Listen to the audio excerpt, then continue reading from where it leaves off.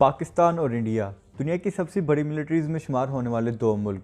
दो ऐसे मुल्क जिनके पास जदीद किस्म की टेक्नोलॉजी के जंगी हथियार मौजूद हैं। हम इस वीडियो में पाकिस्तान और इंडिया के जंगी हथियार का कंपैरिजन करेंगे, जिसमें दोनों मुल्कों की active military, budget, land equipment, aircraft, navy equipments और इसके अलावा न्यूक्लियर वेपन का भी कंपैरिजन करेंगे। तो ये सब जानने के लिए वीडियो को आखिर तक ज़रूर देखिएगा और ख़ुद फैसला कीजिएगा कि कौन सा मुल्क ज़्यादा पावरफुल है। India 1.27 million square miles per फैला हुआ है, जो कि इसे दुनिया में ज़मीनी रकबे के लिहाज से 7वां बड़ा मुल्क बनाता है। और दूसरी तरफ पाकिस्तान इंडिया के कंपैरिजन में एक छोटा मुल्क है, जिसका ज़मीनी रकबा 3,07,374 स्क्वायर माइल्स है। पॉपुलेशन के हिसाब से भी इंडिया पाकिस्तान से बहुत आगे है। इंडिया की टोटल पॉपुलेशन 1.3 बिलियन है, जो कि इसे दुनिया में चाइना के बाद सबसे ज़्यादा आबादी रखने वाला मुल्क बनाता है। और दूसरी तरफ पाकिस्तान की आबादी तकरीबन 22 करोड़ है। पर जब दोनों मुल्कों को मिलिट्री एम्प्लॉयज़ की तादाद के लिहाज से देखा जाए तो इनमें कुछ ज़्यादा फ़र्क नहीं।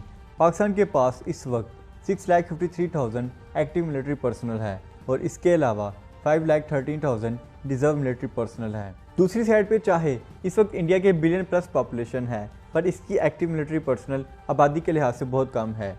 इंडिया के पास तकरीबन 1.4 मिलियन एक्टिव मिलिट्री पर्सनल है और रिजर्व मिलिट्री पर्सनल 1.15 मिलियन है। और ये इंडिया को यूनाइटेड स्टेट और चाइना के बाद दुनिया की तीसरी बड़ी एक्टिव मिलिट्री बनाती है। पर पाकिस्तान भी कुछ ज़्यादा पीछे नहीं। पाकिस्तान दुनिया की छठी बड़ी एक्टिव मिलिट्री है। पैरामिलिट्री फोर्स की वजह से इंडियन मिलिट्री को एक बूस्ट मिलता है। इसकी पैरामिलिट्री फोर्स की तादाद तकरीबन 2 मिलियन है, जिनका मकसद मुल्क में अमन व अमान कायम करना है और बॉर्डर पे मुल्क की हिफाजत करना है। इसी तरह पाकिस्तान के पास तकरीबन 4 लाख पैरामिलिट्री फोर्स है। इनका मकसद भी बॉर्डर पर सिक्योरिटी और मुल्क के दूसरे मामला संभालना है, जैसे कि मुल्क में स्मगलिंग वगैरह को रोकना भी इनका ही काम है। बगैर किसी शक के इंडिया, जो कि दुनिया में 5th लार्जेस्ट GDP है, इसकी वजह से इंडिया पाकिस्तान से ज़्यादा पैसा अपनी मिलिट्री पर खर्च कर सकता है। इंडिया, जिसका टोटल GDP 2.972 ट्रिलियन डॉलर है, उसमें से 62 बिलियन डॉलर्स अपनी मिलिट्री पर खर्च करता है। और ये बजट एक्सपेक्ट किया जा सकता है कि अगले आने वाले सालों में और ज़्यादा बढ़ेगा, क्योंकि इंडिया इस वक्त अपने मुल्क का पैसा अपने लोगों पर खर्च करने की बजाय मिलिट्री पर खर्च करने पर फोकस है। इसी वजह से ये चीज़ इंडिया को दुनिया में सबसे ज़्यादा मिलिट्री पर खर्च करने वाले मुल्कों में से 5वां बड़ा मुल्क बनाती है, जो कि चाइना और USA जैसे मुल्कों से अभी पीछे है। दूसरी तरफ पाकिस्तान का GDP कम होने की वजह से डिफेंस बजट बहुत ही कम है।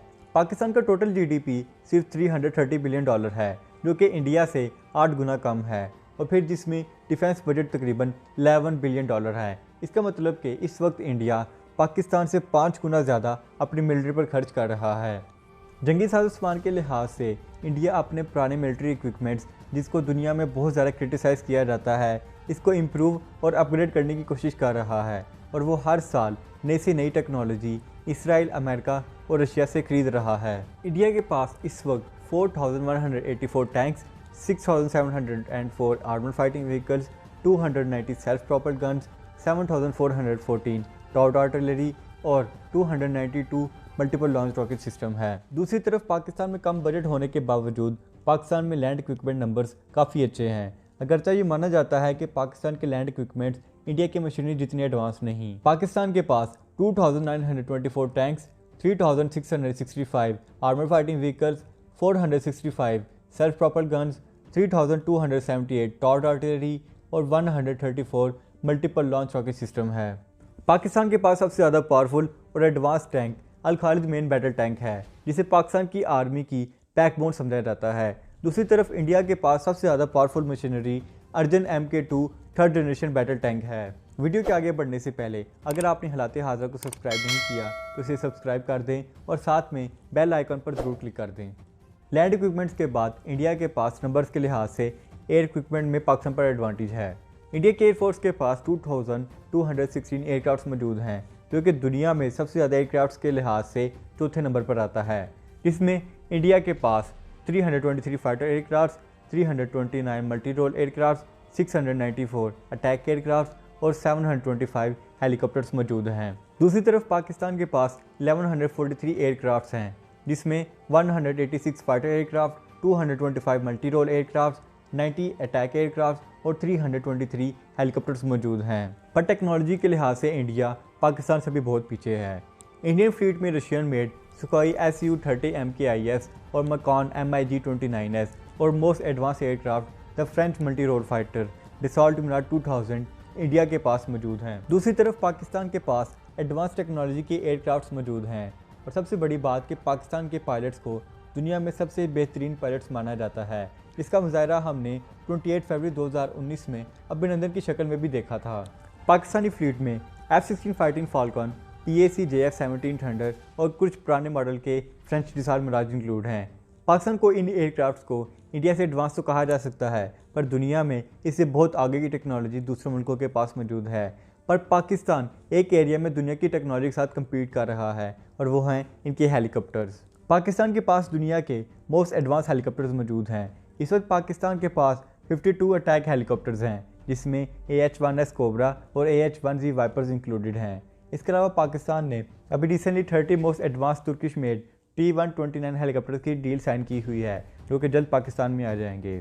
दूसरी तरफ इंडिया के पास सरप्राइजिंगली सिर्फ 18 अटैक हेलीकॉप्टर्स हैं, जिसमें अपाचे हेलीकॉप्टर और Mi-35 इंडिया के मेन हेलीकॉप्टर्स हैं।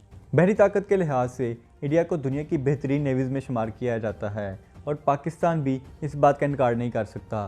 पाकिस्तान भी अब आउटडेटेड शिप्स को एक्सक्लूड करके न्यू टेक्नोलॉजी की शिप्स अपनी नेवी में शामिल कर रहा है और इंडिया भी आने वाले वक्तों में बहरी जंगी खतरों की वजह से मज़ीद अपनी नेवी को बेहतर करने के लिए नए से नए बहरी जहाज़ खरीद रहा है। इंडियन नेवी में तकरीबन 67,000 एक्टिव पर्सनल मौजूद हैं, जो कि पाकिस्तान के लिहाज से तकरीबन 2 गुना की तादाद में हैं।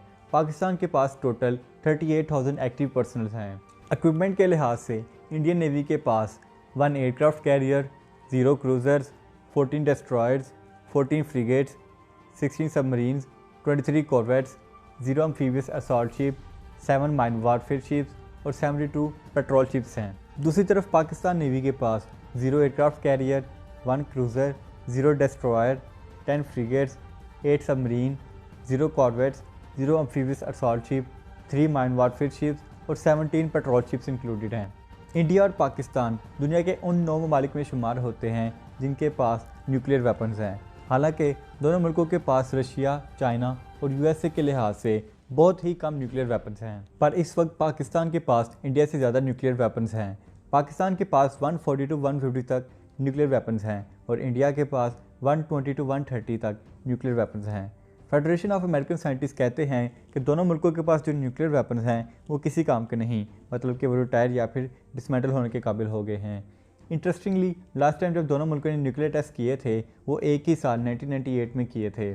पर पाकिस्तान के पास एक ऐसा इक्विपमेंट मौजूद है जो इंडिया के लिए खौफ का बाइस बना हुआ है, और वो ये है कि पाकिस्तान में stock pile of tactical nuclear तेज़ी से बढ़ रहे हैं। पाकिस्तान के पास शाहीन 3 मिसाइल है जिसकी रेंज 2700 किलोमीटर है और ये पूरे इंडिया के अलावा ईरान, इराक और बांग्लादेश पर अटैक करने की सलाहियत भी रखता है।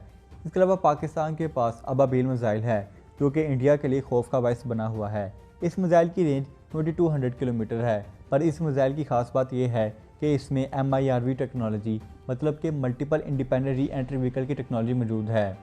बाकी नॉर्मल मिसाइल एक वक्त में एक वार हेड ले जाने की कैपेसिटी रखते हैं, पर ये अबाबील MIRV मिसाइल एक वक्त में 3 से 12 तक भी वार हेड ले जाने की कैपेसिटी रखता है।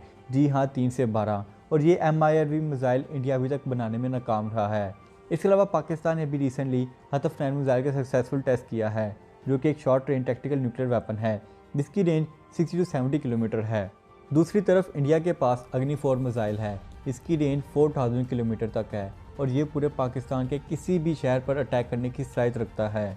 इसके अलावा इंडिया के पास अग्नि 5 मिसाइल है जिसकी रेंज 5000 to 8000 किलोमीटर तक है, जो कि ना सिर्फ पाकिस्तान और चाइना बल्कि यूरोप पर अटैक करने की कैपेसिटी भी रखता है। और इस मिसाइल पर अभी MIRV टेक्नोलॉजी के काबिल बनाने पर काम किया जा रहा है।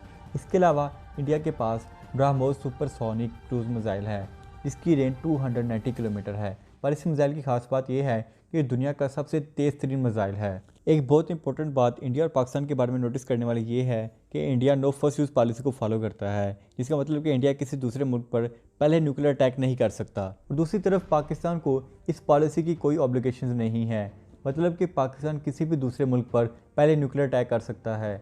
पर लेट्स सपोज अगर जंग हो भी जाती है तो ये अनक्लियर है कि जंग के वक्त इंडिया के अलाइज कौन होंगे और पाकिस्तान का साथ कौन देगा। अमेरिका और चाइना पाकिस्तान के सबसे बड़े वेपन सप्लायर हैं और रशिया, इसराइल और अमेरिका इंडिया के सप्लायर हैं, पर सप्लायर का मतलब ये नहीं कि वो जंग के वक्त उनका साथ देंगे। और इस वीडियो के आखिरी और बहुत ही इंपॉर्टेंट बात यह है कि पाकिस्तान तकरीबन पिछले 20 सालों से ज़्यादा हालात जंग में था और इस वक्त हाई रैंक्स में बैठे हुए आर्मी के तमाम ऑफिसर्स खुद इन जंगों का हिस्सा रह चुके हुए हैं।